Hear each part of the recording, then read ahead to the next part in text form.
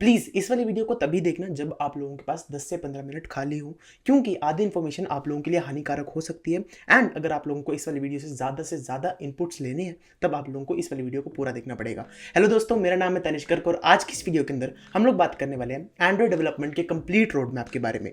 आज की इस वीडियो के अंदर हम लोग जानने वाले हैं कि कैसे आप लोग एंड्रॉइड डेवलपमेंट को स्टार्ट कर सकते हो, कौन कौन से रिसोर्सेज आप लोगों को लगेंगे, कौन कौन से कोर्सेज आप लोगों को लगेंगे। इन सारी चीज़ों के बारे में हम लोग डिटेल के अंदर डिस्कस करने वाले हैं। आज की इस वीडियो के थ्रू आप लोग जान पाओगे कि कैसे आप लोगों को क्या क्या चीज़ें सीखनी पड़ती हैं अगर आप लोगों को एक एंड्रॉइड डेवलपर के रोल के लिए अप्लाई करना है, आप लोगों को एक iOS डेवलपर के रोल के लिए अप्लाई करना है, या फिर इन जनरल एक ऐप डेवलपर के रोल के लिए अप्लाई करना है। ये वाली वीडियो बहुत ज़्यादा इंटरेस्टिंग होने वाली है। इस वीडियो के थ्रू आप लोगों को बहुत सारी लर्निंग्स मिलने वाली है। तो बिना देर के चलिए शुरू करते हैं। तो अगर जब भी आप लोग किसी भी चीज़ को करने जाते हो, जब भी आप लोग किसी भी डेवलपमेंट की फील्ड के अंदर जाते हो, आप लोगों को सबसे पहले एक लैंग्वेज आनी ज़रूरी होती है।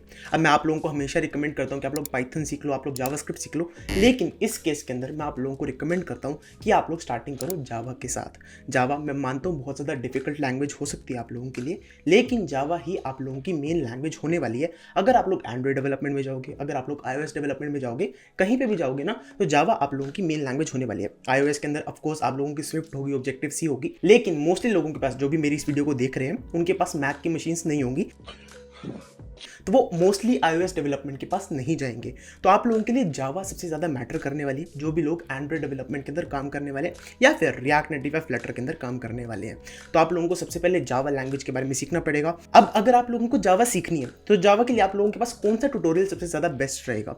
अगर आप लोगों को जावा सीखनी है ना, तो टेलेस्को नाम का एक यूट्यूब चैनल है, आप लोग वहाँ से जाके जावा को कंप्लीटली सीख सकते हो। अगर आप लोगों को इंग्लिश लैंग्वेज आती है तब आप लोग उस वाले चैनल के थ्रू जावा को सीख सकते हो। मैंने वहाँ से सीखा था जावा को पर्सनली। अगर आप लोगों को इंग्लिश लैंग्वेज नहीं आती है तब आप लोग कोड विद हैरी से सीख सकते हो, या फिर कोई भी हिंदी क्रिएटर्स आप लोगों को मिल जाएंगे जहां से आप लोग जावा को सीख सकते हो। आप लोगों को बेसिक जावा आनी चाहिए अगर आप लोगों को एंड्रॉइड डेवलपमेंट करनी है तो। अब आप में से बहुत सारे लोग कह रहे होंगे कि तनिष भाई, तुमने जावा के बारे में तो बताया, लेकिन कोटलिन नाम की भी तो कोई चीज़ होती है जिसके थ्रू आप लोग एंड्रॉइड डेवलपमेंट को कर सकते हो।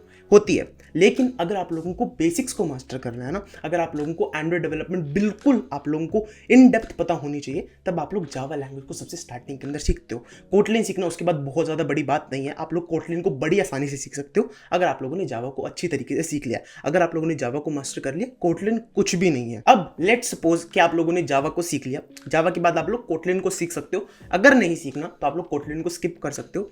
उसके बाद आप लोगों को चॉइस करनी पड़ेगी कि आप लोगों को नेटिव डेवलपमेंट सीखनी है या फिर आप लोगों को क्रॉस प्लेटफॉर्म डेवलपमेंट सीखनी है। ये वाली चीज़ बहुत ज़्यादा इंपॉर्टेंट होने वाली है।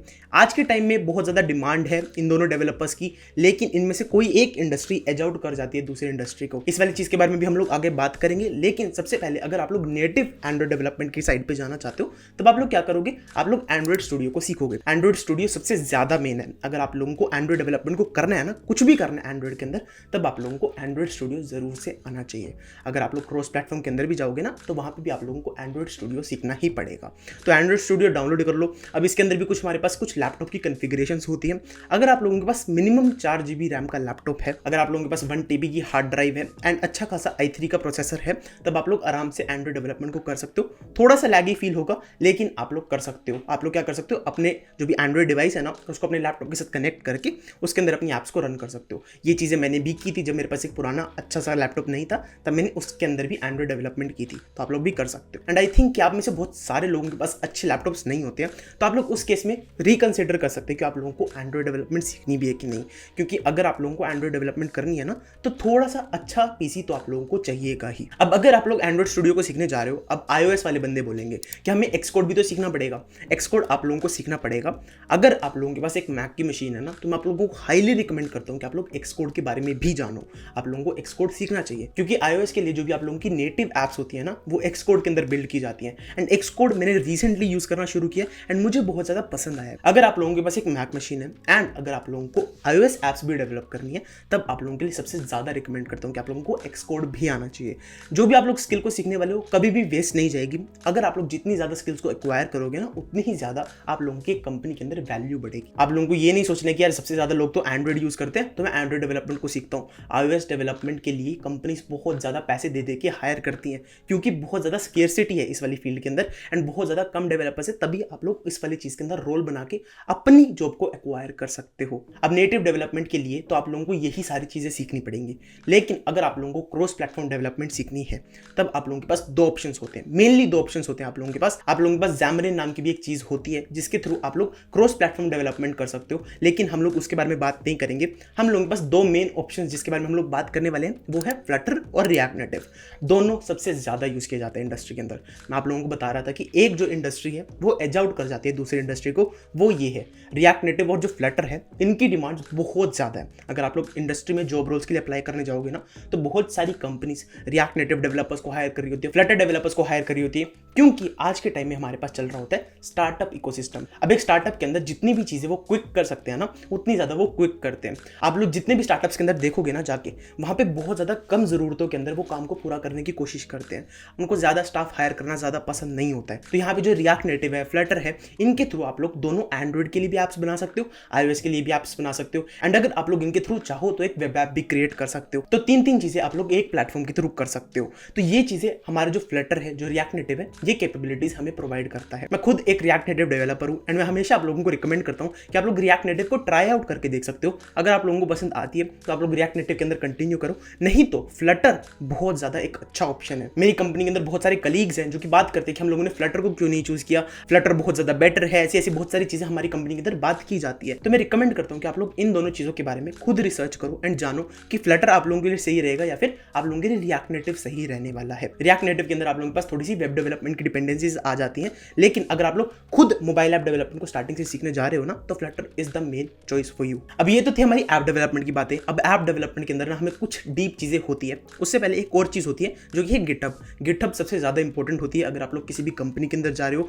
खुद एक पर्सनल डेवलपमेंट भी कर रहे हो ना, तो गिटहब सबसे ज़्यादा इंपॉर्टेंट चीज़ होती है। गिटहब के बारे में मैं बहुत ज़्यादा बताता रहता हूँ। गिटहब एक बहुत ज़्यादा इंपॉर्टेंट टूल है, आप लोगों को आना चाहिए। अगर आप लोगों को गिटहब के ऊपर एक डेडिकेटेड वीडियो चाहिए, आप लोगों को एक ट्यूटोरियल चाहिए गिटहब के ऊपर, मैं वो बना दूंगा। अगर आप लोग इस वाली वीडियो के ऊपर 1000 लाइक्स कर दोगे, मैं वो वाली वीडियो को बनाना शुरू कर दूंगा एंड आप लोगों के लिए अपलोड कर दूंगा। बहरहाल गिटहब हमारे लिए एक बहुत ज़्यादा इंपॉर्टेंट टूल है, आप लोगों को आना चाहिए। गिटहब के ऊपर बहुत सारी वीडियोस हैं यूट्यूब के ऊपर जिनको आप लोग देख सकते हो। गिटहब के बारे में बहुत ज़्यादा कंटेंट यूट्यूब के ऊपर ऑलरेडी डला हुआ है, तो आप लोग उन वाली वीडियोस को जाके देख सकते हो। अनुज भैया ने वीडियो बनाई हुई है, लब बब्बर भैया ने वीडियो बनाई हुई है, आप लोग उन वाली वीडियोस को जाके देख सकते हो या फिर आप लोग कमेंट में मुझे बता सकते हो। एंड सॉरी मैंने आप लोगों को गिटहब के बारे में तो बता दिया, लेकिन मैं आप लोगों को रिएक्ट नेटिव और फ्लटर के बारे में बताया ही नहीं।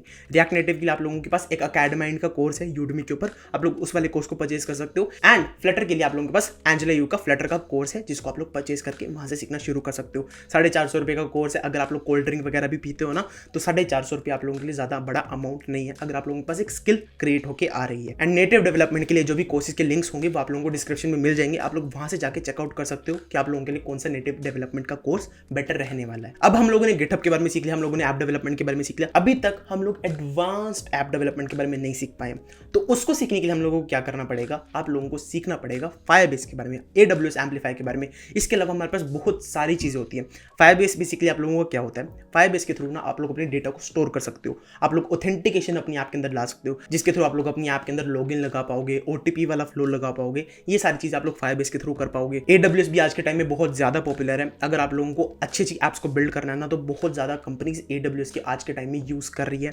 मेरी खुद की कंपनी भी AWS को बहुत ज़्यादा प्रेफर करती है एंड मैंने भी जब से AWS का यूज़ करना शुरू किया, मैं फायरबेस को ऑलरेडी बहुत ज़्यादा भूलना शुरू कर चुका हूँ। फायरबेस अगर आप लोग एक बिगिनर हो तो मैं सबसे ज़्यादा रिकमेंड करता हूँ आप लोगों को ज़रूर से आना चाहिए। फायरबेस के अंदर हमारे पास बहुत सारे फीचर्स होते हैं, फायरस्टोर होता है हमारे पास, ऑथेंटिकेशन होती है, क्लाउड मैसेजिंग होती है, जिसके थ्रू आप लोग जो भी अपने डिवाइस है उसके ऊपर नोटिफिकेशन सेंड कर सकते हो। ये सारी चीज़ें आप लोगों को आनी चाहिए। इसके बाद आप लोगों को जो भी बेसिक ऐप डेवलपमेंट की चीज़ें होती हैं जैसे कि स्प्लैश स्क्रीन हो गया, ये सारी चीज़ें आप लोगों को आनी चाहिए। स्प्लैश स्क्रीन बेसिकली आप लोगों की क्या होती है, जो भी आप लोगों की ऐप खुलने से पहले एक लोगो बन के आता है ना, तो वो आप लोगों की स्प्लैश स्क्रीन होती है। ये सारी चीज़ें बेसिक होती हैं एंड ये सारी चीज़ें आप लोगों को आनी चाहिए। उसके बाद आप लोगों को ऐप पब्लिशिंग के बारे में पता होना चाहिए। आप लोगों को पता होना चाहिए कि आप लोगों की जो भी ऐप्स हैं, जैसे कि आप लोगों ने एक ऐप को क्रिएट किया है, तब आप लोग उस ऐप को कैसे प्ले स्टोर के ऊपर पब्लिश कर सकते हो, कैसे आप लोग एप्पल ऐप स्टोर के ऊपर उस चीज़ को पब्लिश कर सकते हो। ये सारी चीज़ों के बारे में आप लोगों को सीखना पड़ेगा। गूगल प्ले स्टोर पर अगर आप लोगों को इन सारी चीज़ों को टेस्ट करना है ना तो एक फीस होती है $25 की, जो कि होता है अराउंड 2000 रुपये। वो आप लोगों को फीस पे करनी पड़ेगी अगर आप लोगों को एक गूगल डेवलपर अकाउंट चाहिए, जिसके थ्रू आप लोग कितनी भी अनलिमिटेड अमाउंट्स ऑफ एप्लीकेशंस वहाँ पे पब्लिश कर सकते हो। मैंने पर्सनली भी ये वाला अकाउंट खरीद के रखा हुआ है एंड इसके अंदर मैं बहुत सारी एप्लीकेशंस को at the same time upload करके देख सकता हूँ। अगर आप लोग एक ऐप डेवलपर हो ना,